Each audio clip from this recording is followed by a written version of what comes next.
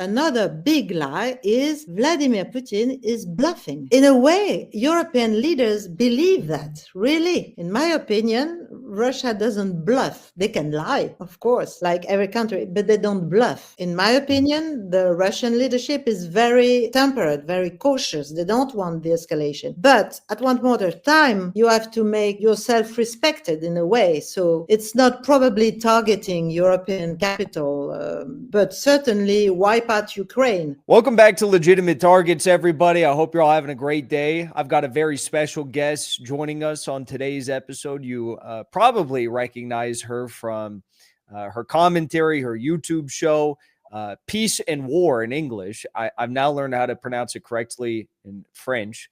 How do you say it? Pas et guerre. I think that exactly very good. Yeah, again. My girlfriend speaks. She's taking French classes, so I think I need to up my game a little bit. But well, you are doing a great job breaking down all of the madness surrounding global conflicts and geopolitics. You're the founder and director of Geoprogramma think tank. You have your PhD in political science, and you are head seminar of the École de Guerre. Also French, I presume. Yeah. I don't know what that exact title. I was. You were. I know. Yeah.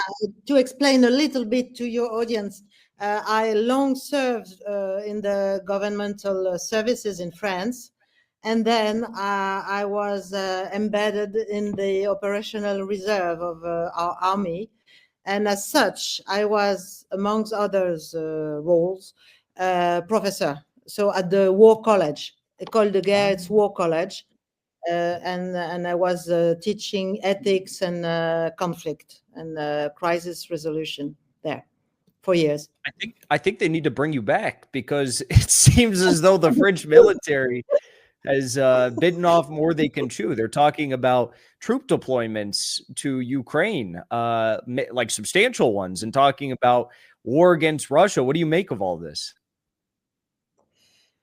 Yeah, I'm not really surprised, because it's a long path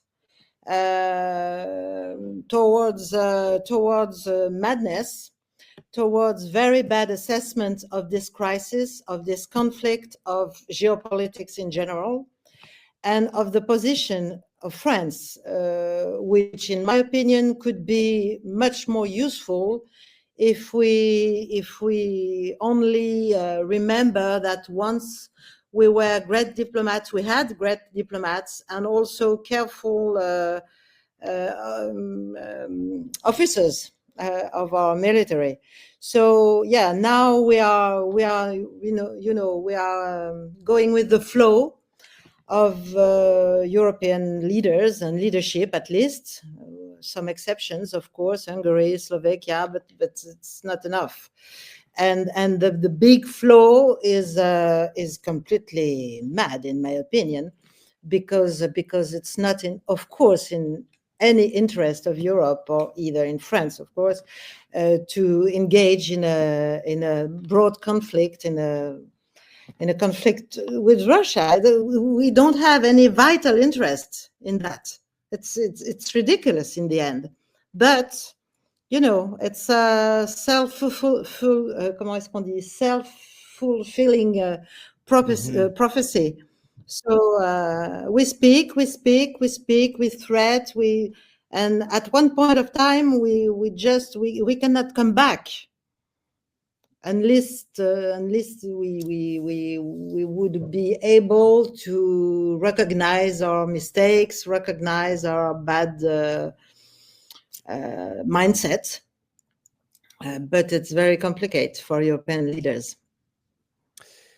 One thing I saw recently that shocked me was, I guess it may be the French health ministry. They were talking about planning in their hospital systems for a war-related mass casualty event. There were other countries as well discussing this, but did that receive a lot of attention in France? Because I know in the United States, people were looking at that and saying, well, what are they doing in Europe? What are they talking about? You hear all this stuff about how they want to go to war to Russia, and then you see the preparations being undertaken, presumably for mass casualty events. That's frightening. Yeah, yeah. It's yeah. Okay. It's they want to prepare people to accept the decisions, and especially the financial decisions, because we're about to spend a lot of money we don't have. In fact, actually, so they need to prepare the public opinion. But to speak frankly, the French people don't give a damn. It's a little bit ridiculous, but it's part of this, this how would I say? Yeah, it's mental preparation, and also a very good excuse for political impuissance, we would say, because our leaders don't know how to deal with the economy, with the crisis, with the energetic crisis, which is linked, of course, with their bad decisions about Russia also. And so it's very practical, it's very simple, to switch the attention of the people and to shift it towards, this big fear of Russia invading Europe, which is completely ridiculous. But the problem is that, the political gives orders to the military, and the military says okay, and they start not to advise the contrary, to advise wisely, to think in another way, but they advise and they follow. It's a big problem. It's a big problem, but the population, the French population, is not, in my opinion, is not really. They have common sense, Simple people have common sense, much more than the elites, so-called. So they understand it's ridiculous. But at one point of time, perhaps we will take some foolish decisions, like, for example, send some official troops in Ukraine, which would be completely disastrous. But yeah, but there is also the problem. Yeah, but there is also the problem of the states, of the United States, and the link and the relationship with the states and with NATO and with what seems to be wanting President Trump, which is not very clear because every day it changes, so it's complicated to follow too. But certainly he wants to make business on the expenses of the Europeans. So he doesn't want war with Russia, certainly.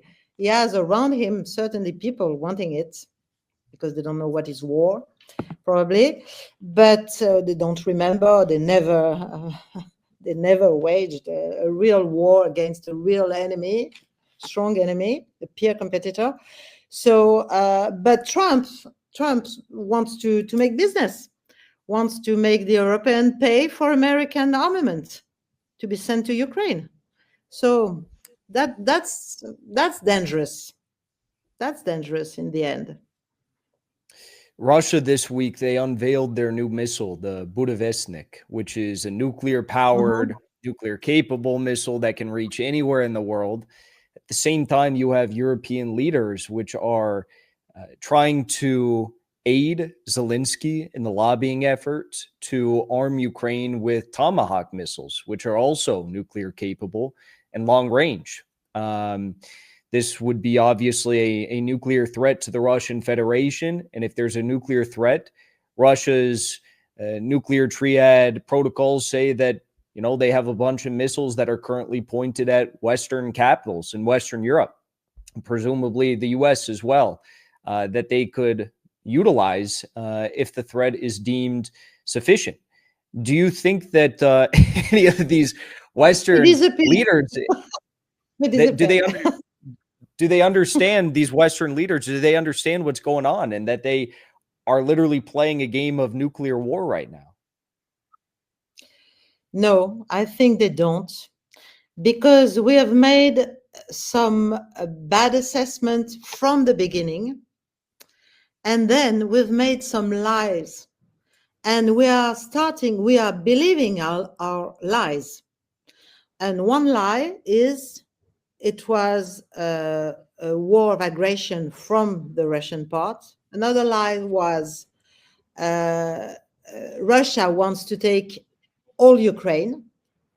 Another lie was the Russian economy is about to collapse. Russian military is in bad shape.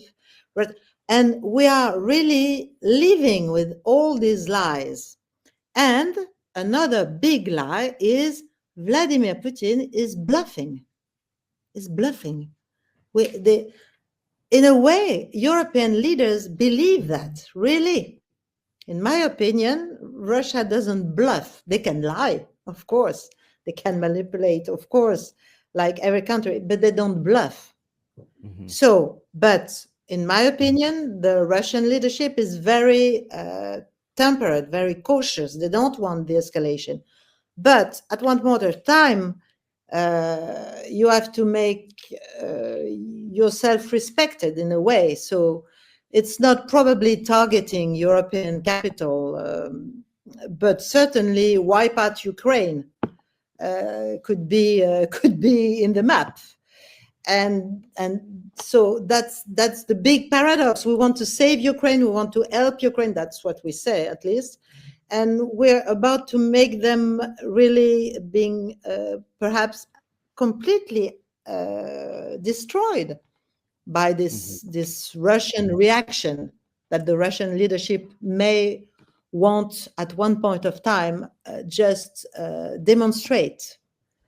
So that's the problem. But I think there was a phone call a week ago, a long phone call, even with a translation, it must have been long, between Vladimir Putin and Donald Trump.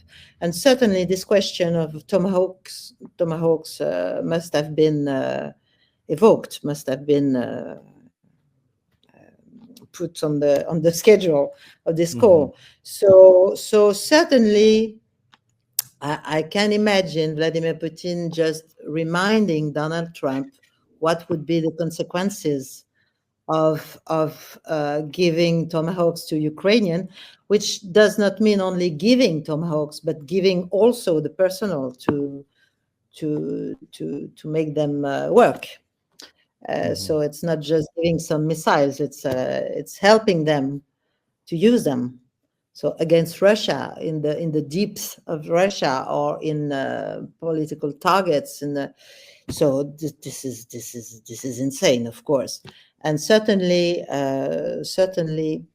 yeah, I cannot imagine Vladimir Putin just escaping this subject during a phone call of 2 hours. So, I think Trump got the message loud and clear. Yeah. Whether or not he'll remember that next week is another question. But Trump claims to want peace with Russia.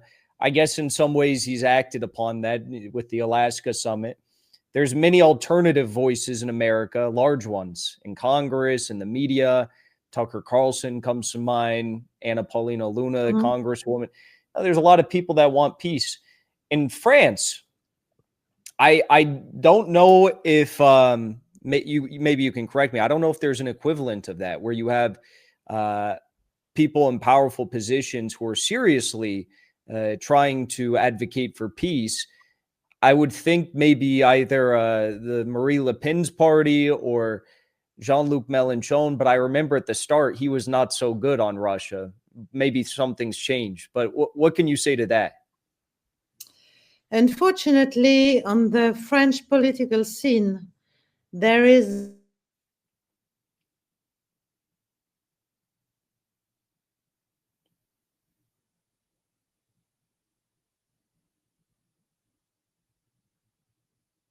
You can listen to me. Yeah. Okay. I can hear you. So everybody aligns with what Emmanuel Macron and the government is saying. Why? Because from the beginning, so from the February 2022, the narrative was, again, stupidly, but again, the black against the whites, the evil against good. It's for a kid of 6 years old, but it's Disney-like. But it's like that, and we don't have many courageous political leaders in France. Even the Rassemblement National from Marine Le Pen, and Marine Le Pen is actually impeached to compete. So she has a number two, but a number two is a very young man with no political or strategic education. And certainly he doesn't want to take any risk. Mélenchon, the party of Mélenchon, La France Insoumise, of course, are the more concerning these issues and oftenly concerning international issues. They have a more, I would say, Marxist vision of the world, and more reasonable, more wise.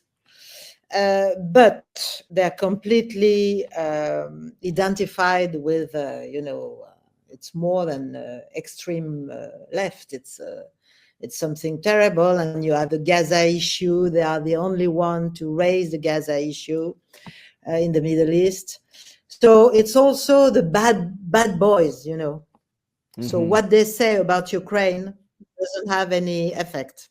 And unfortunately, yes, we have a kind of symphony of stupidity in France on the political level. So unfortunately, you don't have, like you said, political figures with power.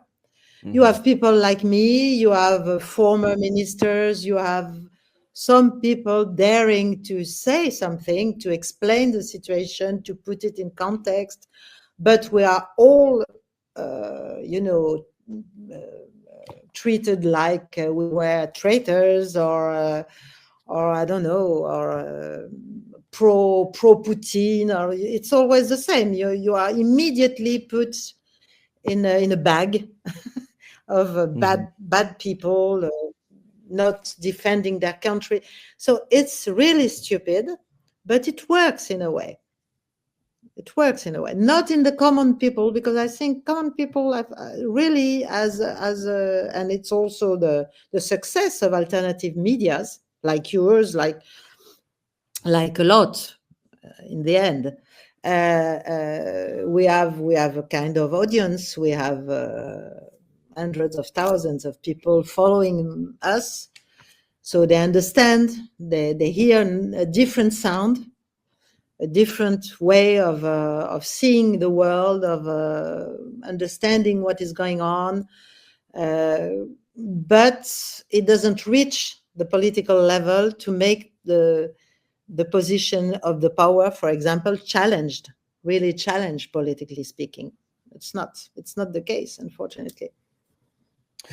And one last question for you. I think one of the biggest developments we've seen thus far in the Trump administration is this disregard for Europe that has turned into, obviously, I think, an attempt by the United States to completely tether Europe to U.S. energy imports. We see that, of course, with the Biden administration blowing up the Nord Stream pipeline.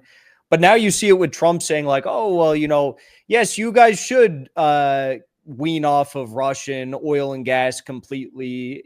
Hungary, Slovakia, okay, you need to get rid of that. Stop buying the refined petroleum from India, so on and so forth, to the point where Europe has now put themselves in a position where they've gone so Russophobic that they're paying a ridiculous amount for U.S. energy. Are you worried about the future of Europe and European industry being able to compete on the global stage given this reality? Certainly, because we're paying 4 times the price, the previous price. So it's completely mad. But everything in this affair is completely mad. So yes, of course, Europe is in a very bad position, and Europe has been put, and apparently is okay, to be retaken under very tight control by the United States.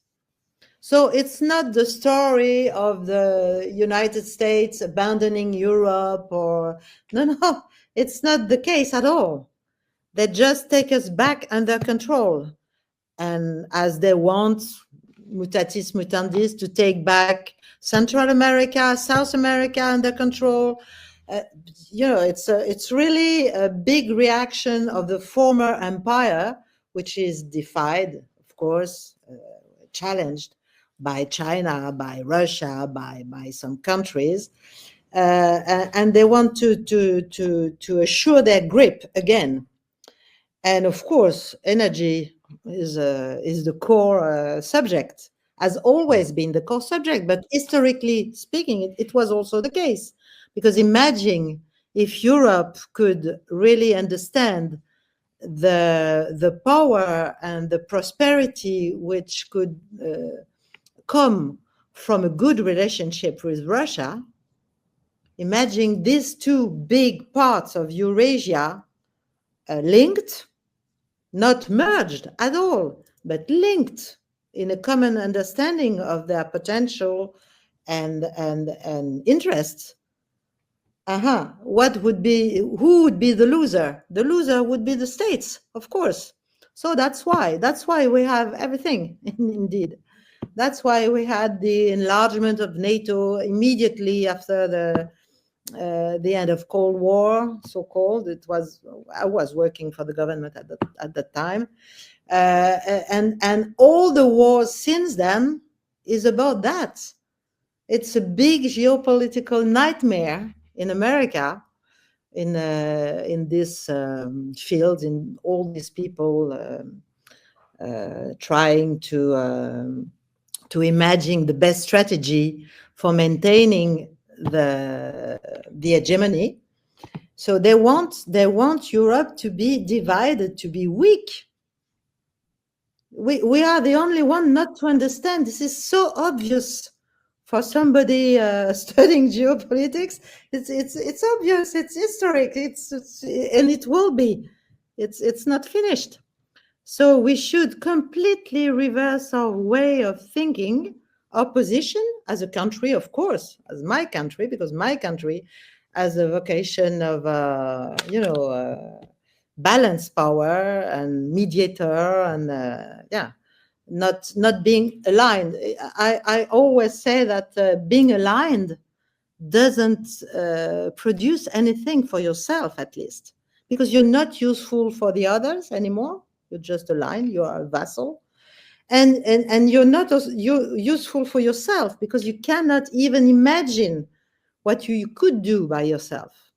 Of course, we are in the UE, we are in NATO, okay, but we don't have to just disappear or renounce to ourselves. So that's a big issue, but unfortunately, I don't see any political French leader to defend this position, and that's big. That's a big problem for the future. You have European countries more realistic, I would say. Italy, probably even Germany, even Poland. And the irony is that it's all the countries we took into Europe and into NATO after the end of the Cold War, the Eastern Europe, Central and Eastern Europe countries, European countries, which are now, for some of them, more aware of what is going on and the risk we are taking collectively. Not to mention, of course, Hungary, not to mention Slovakia, because they know what is Russia. They have had a taste of what is Russia, even in the Soviet times. So it was another Russia, of course, but it was something strong. So, but we, the old nations of Europe, we are childish. We are like children. Because our leaders are completely, they don't know what is war. They never fought war. And even our military leaders haven't fought war, indeed, actually. It's true. That's a problem. Well, I hope we see that day, though. I hope we see the day where there's some sort of a brave voice that will stand up in the political arena in Western Europe. Caroline, thank you so much for joining me. Merci beaucoup. Where should people follow you online to stay up to date with your work? We'll have your YouTube, of course, linked, but is there anywhere else you'd like to shout out? Peace and War. Come to Peace and War. Every show is translated in 6 languages. So you have Russian, you have Chinese, you have Arab, you have German, you have French, of course, English. So you can follow what I'm trying to explain every Wednesday evening, for example. But I have other kinds of shows with some guests. But yeah, I'm trying to give some elements to think a little bit differently before it's too late. Very good. Very good. Thank you so much for joining me. You're welcome. It was a pleasure. Thank you. Thank you, Jackson.